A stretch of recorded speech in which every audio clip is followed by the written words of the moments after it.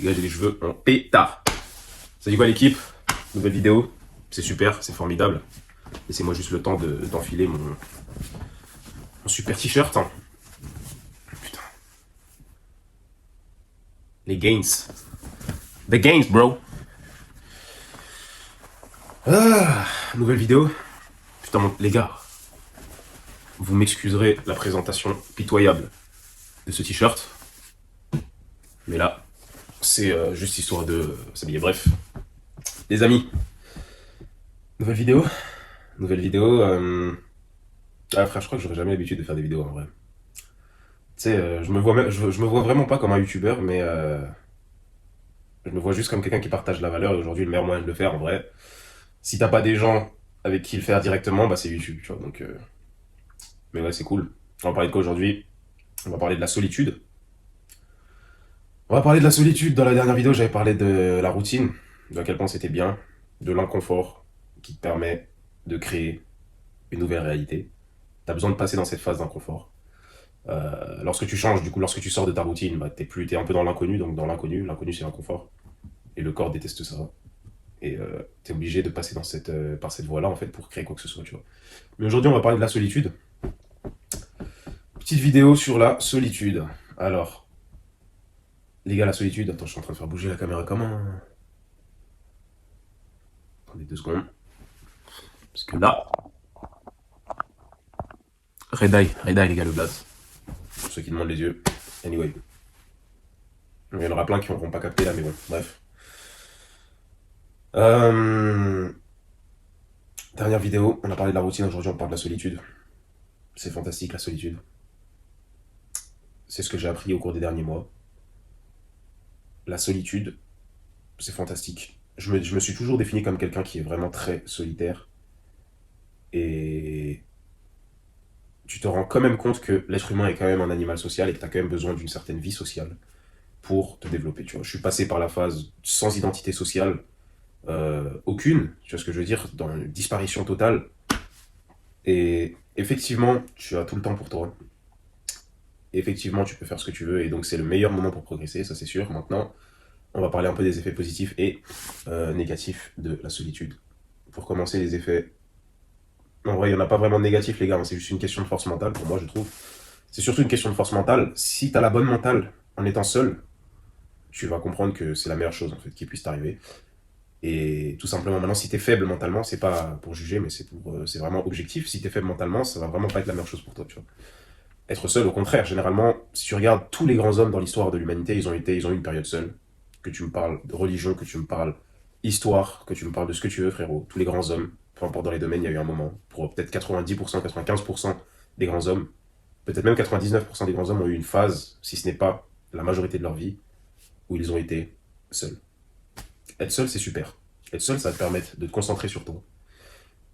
De te concentrer sur toi, ce qui veut dire, par extension donc, ne pas avoir d'énergie externe à la tienne, ne pas avoir d'identité sociale, et ça on va y revenir parce que l'identité sociale, aujourd'hui lorsque tu t'isoles, mais que tu es sur ton téléphone, t'es pas vraiment seul. Tu vois. Donc en vrai, on va parler de ça directement. Les gars, quand tu t'isoles, imaginons que tu passes de chez tes parents à tout seul, ou il faut déjà pour un homme que tu aies cette phase où tu es solo, où tu fais vraiment ce que tu as envie de faire, où tu vraiment, même si tu sais pas ce que tu as envie de faire, juste apprendre à mieux te connaître déjà. Tu vois. Apprendre à mieux te connaître, apprendre à développer une certaine connexion avec toi-même, entre guillemets, et vraiment mieux te connaître, tu vois. Parce que lorsque tu es avec ton frère, avec tes parents, ou tu vis dans le foyer familial, ou du moins tu vis avec des gens en tout cas, et que tu n'es pas seul du coup, ce qui se passe, c'est que ce soit de bonnes habitudes ou de mauvaises habitudes, tu ne sais pas ce qui provient purement de ton esprit et ce qui n'en provient pas en fait, tu vois. Lorsque tu fais des choses, tu ne sais pas si c'est l'influence des gens, l'énergie des gens qui te pousse à faire ces choses, ou si c'est toi qui les fais toi-même, tu vois. Toutes ces choses-là sont des choses dont tu n'as absolument pas connaissance lorsque tu es seul. Et là, tu pourrais me dire, oui, bah non, le matin, je me lève tôt, etc., pendant que les autres, ils dorment et tout. C'est vrai, c'est bien.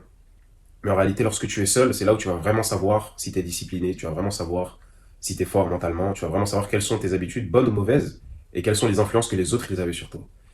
Tu vois. Donc ça, c'est déjà le premier point là-dessus. Ensuite, si tu ne sais pas ce que tu veux faire de ta vie, tu ne sais pas ce que tu veux faire dans la vie, tu ne sais pas où est-ce que tu veux aller, le meilleur moyen, c'est de s'isoler et justement d'y réfléchir. Et en t'isolant, imaginons que tu restes dans le foyer familial, tu auras toujours cette énergie des parents, pas forcément négative, mais qui te poussera dans une direction ou dans une autre, tu vois. Moi, c'était mon cas, par exemple. Tu auras toujours ça. Tu auras toujours ça, et ça ne va jamais finir, en fait. Et tu vas jamais réellement te connaître si tu n'as pas cette période où tu es seul, justement, cette période où tu réfléchis à qu'est-ce que tu veux faire dans la vie, tu vois. Et je pense surtout si t'es un gars. Si t'es une meuf, c'est différent, pour en parler dans une autre vidéo, mais si t'es un gars, je pense que c'est... comment on dit, c'est pas évitable en fait, t'es obligé de le faire, tu vois. Je pense que c'est une phase obligatoire pour que tu te sentes bien, pour que tu puisses être bien en fait, en tant qu'à terme. Tu vois ce que je veux dire, à moyen, long terme. Et c'est ça en fait. Mais le foyer familial, c'est très très confort. Et c'est lorsque tu le quittes que tu t'en rends compte, tu vois. Maintenant, si tu quittes le foyer familial pour aller dans un autre foyer, c'est-à-dire soit tu vas, tu déménages avec tes potes, ou tu déménages avec quelque part d'autre, mais t'es toujours entouré, vraiment très entouré, dans ton lieu de vie même, tu ne vas jamais, toujours pas connaître la vraie solitude, frérot. Tu vois, aujourd'hui, on dit beaucoup, tu es seul, tu peux être entouré, mais tu es seul dans ton cœur. C'est très réel. C'est très réel. Donc, c'est une forme de solitude aussi, mais ce n'est pas une solitude complète pour autant, tu vois. Mais si tu as cette phase de sans identité, c'est-à-dire t'as pas de. On va y revenir, l'identité sociale, parce que c'est le plus gros fléau. C'est le plus gros fléau. Et les réseaux sociaux, les gars, les réseaux sociaux, le téléphone portable, plus j'avance, plus je me rends compte. Avant, tout le monde, on entend tous, tout le monde a déjà entendu, ouais, le téléphone, c'est de la merde, c'est mauvais, etc. On a tous entendu ça. Mais on se rend toujours pas compte à quel point il y a trop d'effets néfastes sur le téléphone. Je pense que je vais faire une vidéo entière pour le téléphone, mais c'est vraiment extrêmement chaud. Et justement, l'identité sociale dont je parlais juste avant est rattachée à ça, tu vois.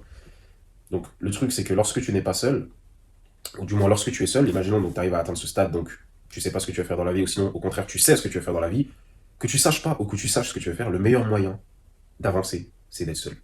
Lorsque tu es dans une phase où tu sais, donc tu sais ce que tu vas faire généralement, rester chez tes darons, rester avec ton entourage généralement qui ne voit pas très haut. Si tu as la chance d'avoir un pote, d'avoir des potes qui visent haut, qui ont une vision de la vie assez élevée, qui ont des rêves, des objectifs actifs, c'est-à-dire, tu sais, aujourd'hui, tout le monde a des objectifs. Tout le monde, si tu regardes les jeunes d'aujourd'hui, tout le monde veut devenir riche. Tu vois, tout le monde avec Instagram, etc. Encore une fois, le fléau des réseaux sociaux, mais tout le monde veut devenir riche, tout le monde veut la grande vie, les grands trucs, etc. Et quand tu regardes, finalement, ça ne change pas le pourcentage de réussite des gens, en fait. Ça ne change pas le fait qu'à la fin, tu auras un petit pourcentage, hein, peut-être un 5% qui va y arriver, qui va vraiment faire ce qu'il a envie de faire de sa vie, et le reste, ils seront toujours là. Sauf qu'avant, les gens, ils étaient dans le système, mais vu qu'ils n'avaient pas vraiment connaissance du fait qu'ils pouvaient sortir du système, bah ça allait. Mais aujourd'hui, les gens vont se retrouver bloqués dans le système, et ils vont être en plus frustrés de ne pas pouvoir y sortir parce qu'ils ne sont pas suffisamment disciplinés, tu vois. Et la réalité, c'est que si tu veux t'élever, donc si tu es en train de t'élever ou si tu as envie de t'élever, commence déjà à t'isoler parce que frérot, à moins, la plupart du temps, les gens qui t'entourent ne sont pas prêts à s'élever, ne sont pas prêts ni à t'aider à t'élever, ni à s'élever avec toi, tu vois. Et la plupart des gens, t'as également des potes, c'est pas nécessairement des gens qui te tirent vers le bas, mais ce sont juste des gens qui se contentent vraiment de ce qu'ils ont et ils ont vraiment pas d'ambition, encore une fois, tu vois. Et, et c'est ça en fait. Donc si t'as la chance d'avoir un rêve, déjà, rien que ça, les gens, ils peuvent avoir le mort contre toi, tu vois. Rien que ça, t'as un rêve, déjà, les gens, ils sont là, bon, ils ont un peu le mort contre toi. Euh, isole-toi, tu vas gagner du temps, tu vas tout gagner au fait de t'isoler, tu vas gagner de la force mentale, tu vas comprendre que l'être humain est un animal social et tu vas justement vraiment comprendre que l'être humain n'est pas fait pour vivre tout seul. Tu vois ce que je veux dire? Il n'est pas fait pour vivre tout seul. Maintenant, dans l'isolement, tu as toujours les réponses à tes questions, frérot. Lorsque tu t'isoles, tu as toujours les réponses à tes questions, tu trouves toujours les réponses aux problèmes que tu peux rencontrer dans la vie. Parfois, je suis solo, je vais marcher ou je suis dehors ou peu importe, et je trouve des réponses, je trouve des solutions. Il n'y a aucun problème qui n'a pas de solution en réalité, frère. Si tu te poses et que tu décides vraiment de réfléchir et non pas de penser et d'avoir une activité mentale que les gens ils appellent aujourd'hui penser, mais qui n'est pas penser, qui est juste avoir de l'activité mentale inutile et incontrôlée et inconsciente, tu vois, qui répète les mêmes schémas, etc., comme on l'avait vu dans la dernière vidéo, si tu prends vraiment le temps de réfléchir, généralement tu sais toujours ce qu'il y a à faire. Dans 99% des cas, tu sais ce qu'il y a à faire. Ou si tu sais pas encore, tu sais comment te rapprocher de la solution, comment te rapprocher de ton objectif. La plupart du temps, on sait toujours ce qu'il y a à faire. La réalité, c'est que la réponse à la plupart des problèmes, les solutions pour atteindre la plupart de nos objectifs, les gars, ils se trouvent déjà là, genre, tu les as déjà en toi, en fait, les réponses. Et je te dis ça parce que je l'ai personnellement expérimenté pour tout type de problème. Pour tout type de problème personnellement, et je t'invite à faire la même chose, mais tout ça, ça commence par le fait d'être isolé, tu vois. Par le fait d'être isolé. Les conseils des gens, c'est bien, mais les gens, ils voient les choses depuis leur point de vue. Ils voient les choses depuis leur point de vue, depuis leurs expériences passées. Donc c'est bien. Tu veux devenir entrepreneur, tu vas avoir un millionnaire, il te donne des... Là, c'est carré. Tu vois ce que je veux dire? Mais si tu vas... S'il y a des gens qui te donnent des conseils qui n'ont pas eu ton problème, tu vois ce que je veux dire? Qui n'ont pas eu ton problème, en réalité, ça suffit pour ne pas réellement les écouter. Maintenant, tu écoutes toujours, mais ne prends pas ça comme... mets pas ça comme règle numéro une dans ta vie, tu vois. Parce qu'encore une fois, c'est ce qui freine les gens. Également, le fait de penser à ce que les autres pensent, c'est incroyable à quel point c'est un fléau, ça aussi. Mais c'est également quelque chose qui se passe lorsque tu es entouré, tu vois. Tu as une identité sociale, donc on va y venir maintenant. L'identité sociale. En réalité, la plupart des gens ne se définissent pas eux-mêmes. Tu vois, moi y compris. C'était mon cas. Et est-ce que je peux dire que ce n'est plus mon cas? Je suis très isolé, donc je pense que oui, relativement. Mais à partir du moment où tu re-rentres dans ton cercle social, tu as une identité sociale qui en réalité ne t'est pas, que tu n'as pas réellement choisi d'avoir. C'est-à-dire quoi? Imaginons que tu es quelqu'un de grand par nature. Moi, je suis assez grand. Tu décides, quand tu décides, les gens disent au fur et à mesure, que ce soit à l'école depuis que t'es petit, etc. Oh, t'es grand, t'es grand, oh, t'es grand, t'es grand. Tous les commentaires liés à la taille, qui sont souvent des compléments, des compliments. Des compléments, alors là, ça va se mettre sous GH, les gars. Mais très souvent, ce sont des compliments. Toutes ces choses-là font qu'à terme, tu t'identifies à ces choses physiques, de plus en plus physiques, en fait. Que ce soit physique, même si ce sont des choses, par exemple, je sais pas, même si ce sont des choses mentales, par exemple, t'es intelligent, toutes ces choses-là, tu t'identifies à ces choses, en fait, tu vois. Mais moi, alors là, du coup, ça rentre dans une discussion un peu plus spirituelle, mais est-ce que vous pensez que si la science arrivait à créer un être humain complet, un être humain, imaginons ce qui n'est pas possible, hein, mais imaginons que la science arrive à créer un être humain, est-ce que vous pensez que cet être humain pourrait donner vie à un être humain pour qu'il soit identique à nous? C'est impossible. Pourquoi? Parce que nous, on a une âme. Tu vois, c'est le moteur, c'est la raison pour laquelle on bouge. Tu pourrais pas expliquer pourquoi est-ce qu'on bouge là tout de suite maintenant. Oui, on a ce qu'il faut, on a du sang, on a des os, on a des membres, etc. Mais pourquoi? Quelle est l'essence, tu vois? Quelle est l'essence à tout ça? C'est comme une voiture, c'est bien beau, tout est là pour que ça roule. Mais si t'as pas d'essence, c'est mort, tu vois. J'ai pas d'autres exemples à donner, mais tu vois de quoi je parle. Tu vois de quoi je veux parler. Donc, c'est vraiment ça, en fait. Et cette identité sociale, lorsque tu vas t'isoler, ton téléphone va devenir un vrai fléau si n'arrives pas à le contrôler. Les réseaux sociaux de base sont un vrai fléau. De base, le téléphone, c'était juste fait pour appeler. C'était juste fait pour passer un appel avec quelqu'un, c'était juste fait pour prendre des renseignements, juste fait pour rester en contact avec la famille. Juste pour ça. Lorsque le téléphone était juste fait pour appeler, c'était vraiment super. Mais maintenant, c'est devenu un fléau. Pourquoi? Parce que tu attaches de l'énergie à ce téléphone. Tu attaches plus d'énergie à ce téléphone, limite, qu'à toi. Si tu perds ton téléphone, t'es dans la merde, tu paniques. Parce que toute ta vie est rattachée à ton téléphone. C'est comme un objet dont ta vie dépend. Donc, ton téléphone, pardon, il a du pouvoir sur toi. Tu vois. Lorsque tu es dans les transports ou autres, il ne faut pas que tu le perdes. Tu as toute ta vie dedans, toutes les photos, tous les contacts, toutes les adresses font que tu y attaches énormément d'importance. En réalité, tu donnes ton énergie à ton téléphone, en réalité. Tu donnes ton énergie à ton téléphone. Les vibrations que ton téléphone y dégage, c'est de la merde.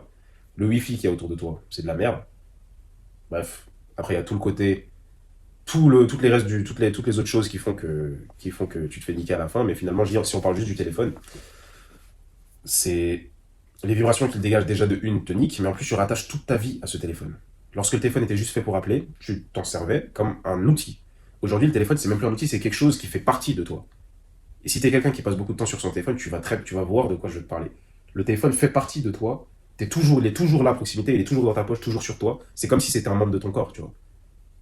C'est très chaud là où on en est arrivé, et du coup, petit à petit, il y a des applications qui se développent sur le téléphone devient digital, donc c'est ce que je disais du coup, la digitalisation ou le smartphone quoi. T'as ton smartphone qui te sert à faire plus de choses. Avant t'avais besoin d'une calculatrice, avant t'avais besoin d'écrire tes notes dans un bloc-notes. Avant t'avais besoin de, tu vois, pour faire X ou Y chose, même les lettres en réalité tu les faisais encore à une certaine période par lettre postale ou par lettre, comment ça s'appelle, téléfixe ou je sais plus. Et plus le smartphone se développe, plus toutes les tâches que tu faisais en réalité dans ta vie, tu les mets dans ton téléphone. Donc ça a l'air tout con, hein. Tu vas me dire oui, ok, bah bravo. Mais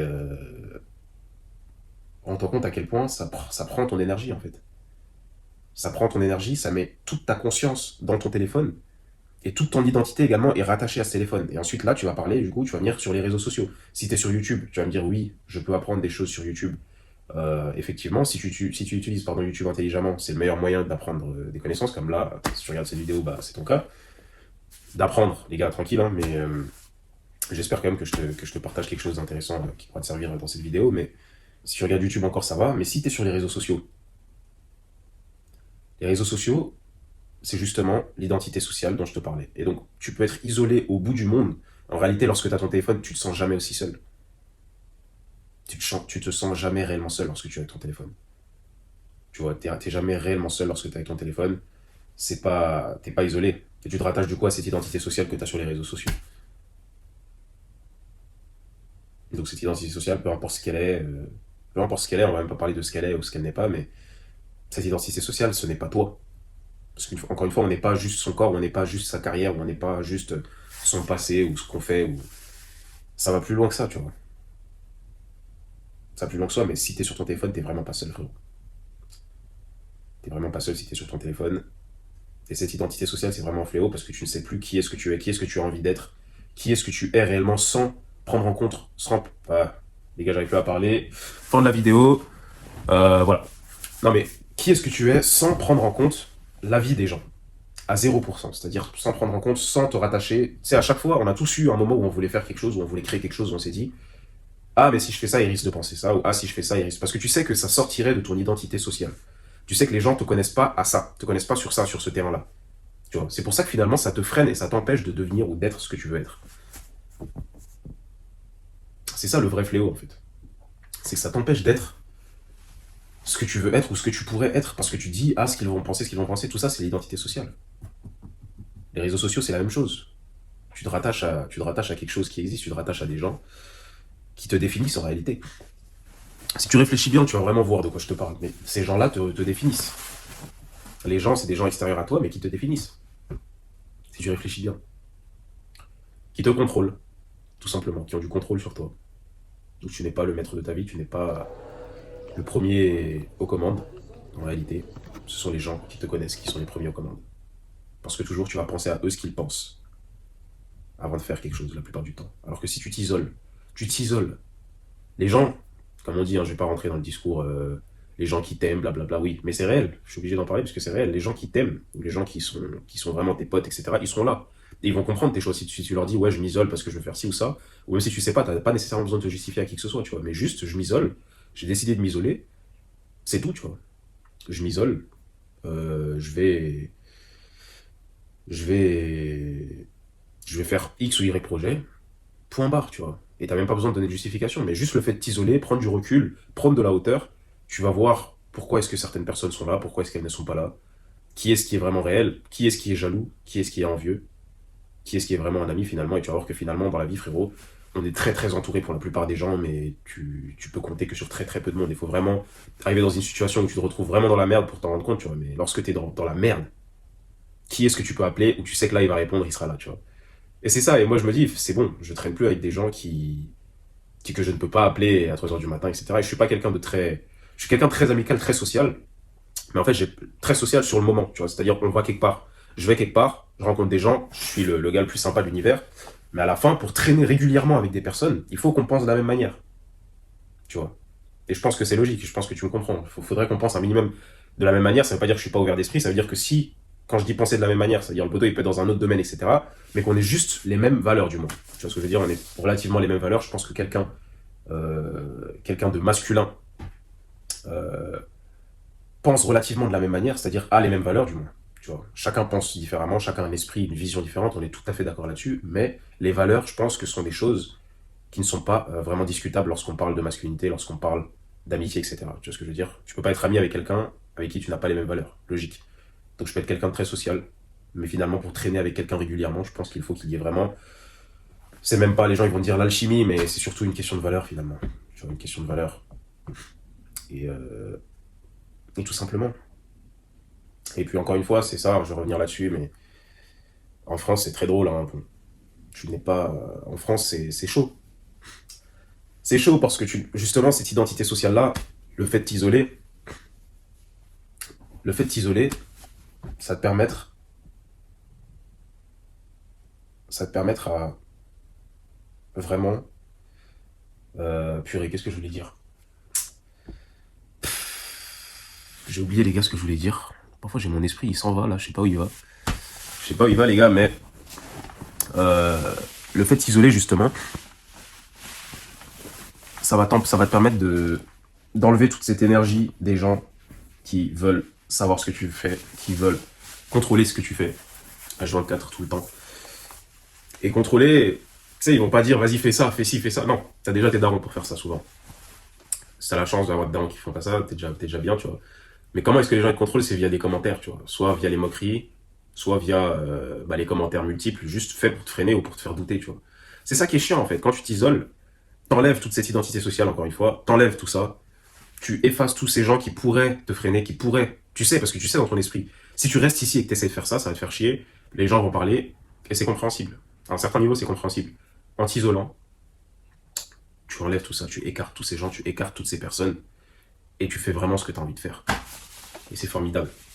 C'est formidable. Du coup, pour revenir, je disais qu'en France, tu n'as pas le droit de réussir, en fait. Et dans le sens où tu n'as pas le droit de sortir de cette identité sociale. Tu n'as pas le droit de te la péter, et quand je dis te la péter, en France, tu n'as pas le droit c'est-à-dire de t'auto-complimenter, de t'auto-motiver, simplement. Imaginons que tu es très seul, etc. Ou les gens ne peuvent pas savoir dans quelles conditions tu es, mais n'empêche, tu n'as pas le droit d'être quelqu'un qui se complimente. Tu n'as pas le droit d'être quelqu'un qui se... Et même si c'est objectif, tu vois, même si c'est objectif, tu ne peux pas vraiment, pour la moindre chose, en France, on va dire que tu es quelqu'un d'arrogant, quelqu'un de narcissique ou je sais pas quoi, ou tous ces termes un peu kéké, etc. Où il y a même, tu vois, on voit tous la fausse modestie des gens, que ce soit à la télé, que ce soit autre. Tu vois, il y a une différence entre être humble et être faussement modeste, tu vois. Si Ronaldo il dit je suis le meilleur joueur du monde, bah tu fermes ta gueule en fait, tu vois, c'est tout simplement les gars. Moi je m'en fous du foot et tout, mais j'aime bien le foot, mais je m'en fous de qui est le meilleur joueur, je sais pas quoi. Pour moi c'est Ronaldo, tu vois, mais bref. Il y a la petite, pour moi c'est Ronaldo, mais si lui dit je suis le meilleur joueur, qu'est-ce que tu vas dire? Tu vois ce que je veux dire? Il y a une différence entre être humble. Voilà, si on lui dit, ouais, vous avez gagné, vous avez déjà tout gagné, blablabla, là, Ronaldo, peut-être, il va dire, vas-y, non, j'ai encore beaucoup de chemin à faire, on essaie de rester sur le chemin, on essaie de rester droit, on essaie d'avancer, blablabla, blablabla. Ça, c'est être humble. Pas prendre la grosse tête, c'est ça être humble. Pas prendre la grosse tête. Maintenant, faut pas être faussement modeste, tu vois, faut pas être, vas-y, je suis qu'une merde alors que t'as déjà fait beaucoup de choses, tu vois. Et en France, c'est un peu ça, tu vois. Si tu te sens pas comme étant une merde, même si t'as réussi objectivement, dans un domaine ou dans un autre, tu vois, tu te sens bien, tu vois, t'as pas le droit de te sentir bien, t'as pas le droit de te sentir, voilà, là je suis bien, je trouve que j'ai réussi, je trouve que truc, mais il reste encore du chemin. Mais même si tu prends pas la grosse tête, c'est mort en fait. Genre, en France, ça va te traiter de. C'est pour ça. Fuck tout ça, hein. On les fuck tous. Mais n'empêche, la solitude va justement te permettre de t'isoler. Aujourd'hui, avec Internet, t'as énormément de possibilités, tu vois. Si t'es quelqu'un qui ne pratique pas nécessairement un sport ou un autre, faut quand même devenir musclé. Regarde les vidéos sur ma chaîne, frérot. Notamment les premières. La première, je crois. Euh, Mais si tu ne fais pas d'autres sports, c'est-à-dire que tu ne fais pas de sport collectif ou autre, t'es déjà bien. T'es déjà bien. T'es déjà bien. Tu vois, c'est-à-dire que tu as une certaine liberté géographique qui se crée, en plus du moins, et avec Internet, tu as énormément de possibilités. Je pense, donc, je pense que tu dois le savoir, donc vraiment les gars, on doit vraiment essayer de s'éveiller. Encore une fois, dans mes vidéos, je me parle à moi-même aussi. Moi-même, je suis encore en chemin, tu vois. Donc, c'est ça en fait. Essayer de monter, savoir quelle est ta vision, avoir une vision. Le plus important, c'est d'avoir une vision qui vraiment elle t'anime. Si tu as une vision qui t'anime, tu vas atteindre ton objectif à coup sûr. Mais si ta vision ne t'anime pas, si ta vision ne te branche pas, ne te chauffe pas, lorsque tu y penses, c'est que ce n'est pas la bonne. Ou du moins que t'es vraiment tellement endormi que c'est chaud, quoi. Tu vois, ta glande pinéale, elle est tellement pétrifiée là que tu n'arrives à rien faire. Donc, méditation aussi, les gars. Peut-être on va en parler, mais c'est top. T'as une glande là qui se trouve à peu près vers l'arrière du crâne, le milieu du crâne là, qui te permet, en fait, c'est littéralement la glande qui te permet d'avoir des visions, qui te permet de vibrer plus haut, plus fort. Et cette glande-là, aujourd'hui, via l'eau, via le dentifrice, donc le fluor principalement, via un truc qui s'appelle le glyphosate, je crois, via le Wi-Fi, via toutes ces choses, cette glande pinale se retrouve noircie, pétrifiée. Et vu qu'elle est pétrifiée, en fait, il y a certaines fréquences qui te sont simplement pas atteignables. Et c'est triste. C'est dommage parce que tu sais que, comme toi, tu vis là dans un monde physique, on vit dans le monde physique, tu vois. Là, je suis en train de vriller les gars, mais bon, je pense que sur la solitude, on a un peu tout dit. Mais bref, tout ça pour dire, là, tu vois, tu vis dans le monde physique, on vit dans le monde physique. Là, tu vas me dire, jure, jure. Mais on vit dans le monde physique. Et selon ta perception des choses, tu peux être plus ou moins heureux. Comme je l'ai dit, certaines épreuves peuvent, dans une autre vidéo, du coup, certaines épreuves peuvent détruire quelqu'un, là où toi, ça va te construire. Ça peut détruire quelqu'un, détruire toute son identité personnelle, tout ce qu'il connaît, toute sa personnalité va être détruite par cet événement, là où toi, à terme, ça va te rendre plus fort. Là où lui, il peut limite devenir fou, tu vois. Lui, il peut limite devenir fou par ce problème. Mais toi, ça va te construire, ça va te rendre plus fort. Pourquoi? La différence, c'est quoi? Pour un même événement, ça peut être du coup la force mentale, etc. Mais en dehors de ça, ce qui va changer, ce sera la perception de l'événement. Ce qui va changer, ce sera la perception de l'événement. Pour un viking, regarde, mourir pour un viking ou bien mourir pour une personne normale, par exemple. Si tu prends un viking, mourir pour lui, c'est un honneur. C'est pour ça que le combat, et c'est ce qui fait qu'ils ont dominé énormément de contrées, énormément de peuples, du coup, parce que justement, ils avaient pas peur de la mort. Et si tu as pas peur de l'effet potentiel négatif qui pourrait résulter d'une action, bah t'es libre en fait, c'est ce qu'on appelle la liberté, et c'est là où tu as vraiment le maximum de ton potentiel, tu es vraiment dans une énergie du coup qui reste quand même positive, parce que tu dis, je gagne c'est bien, je meurs c'est bien, tu vois, donc là tu es vraiment inarrêtable et imbattable, tout simplement. Donc un viking qui meurt ou une personne normale qui meurt, la perception n'est absolument pas la même. Un viking qui va au combat du coup et une personne normale qui va au combat, la perception n'est absolument pas la même. Le viking va se sentir boosté, euh, voilà, même au moment de mourir, le viking va se sentir boosté, il va se sentir, peut-être il va sécréter plein de choses dans son cerveau et tout, parce il se sentira trop bien, il va se dire vas-y je vais au Valhalla, là je suis bien. Là où la personne normale sera en agonie complète et sera vraiment au bord du, peut-être, tu vois. Dans la vie, tout ce qui change, c'est la perception d'un problème. Tu vois, il y a des gens, ils sont tout le temps contents, t'as l'impression qu'ils sont tout le temps contents, alors qu'en réalité, ils ont des problèmes. Mais souvent, t'as des problèmes, tu peux juste soit les voir, agir, et il y a des fois où tu ne peux pas agir, et donc accepter le problème. C'est-à-dire, t'acceptes, j'accepte, je ne peux pas agir, je ne peux rien y faire, j'accepte. Accepter la réalité. Lorsque tu veux changer de réalité, souvent, il faut accepter la réalité dans laquelle tu vis, tu vois. J'accepte. J'accepte, je suis pas musclé, j'accepte. Comment on va faire maintenant? Mais si tu n'acceptes pas et que tu t'endors, c'est mort en fait. Tu vois, comme aujourd'hui, tous les mouvements woke ou toutes ces conneries là, où ils sont là, ouais ma chérie, t'es magnifique, alors que la meuf elle pèse 200 kilos, frérot. C'est pas réel, tu vois. Et du coup, ça l'empêche justement de se mettre dans la réalité, de revenir à la réalité et justement d'essayer de changer, tu vois. Il y a une époque où personne n'était obèse. Alors oui, tu vas me dire l'alimentation nous nique. Effectivement, elle nous nique. Maintenant, est-ce que c'est une excuse? Non, absolument pas. Bon, il n'y a aucune excuse là-dessus, mais bon, on va peut-être parler de ça dans une autre vidéo, mais tout ça pour dire que je pense que j'ai fait le tour de la solitude. Mes vidéos, c'est vraiment freestyle, hein, les gars, donc c'est vraiment du freestyle. Je sais pas si un jour j'arriverai à faire une vidéo complètement scriptée, complètement truquée, mais la solitude, c'est ça. Peut-être que je vais couper le moment où je parle plus de la solitude, là, ça fait peut-être 5 minutes que je parle plus de la solitude, ou peut-être que je vais le laisser, je sais pas, on va voir. Anyway, je pense que c'est good. Je pense qu'on est good. Je pense qu'on est bueno. Et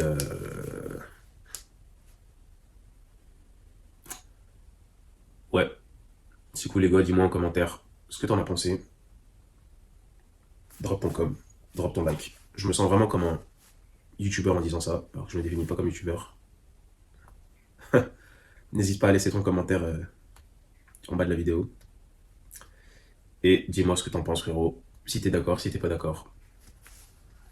Et voilà frérot, peace. Peace out. Peace.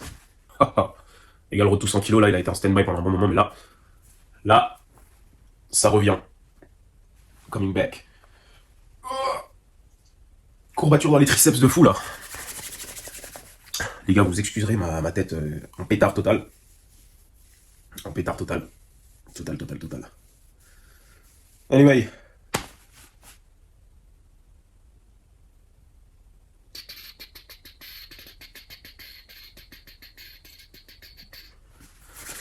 Alright. Bonne petite vidéo. Pas mal.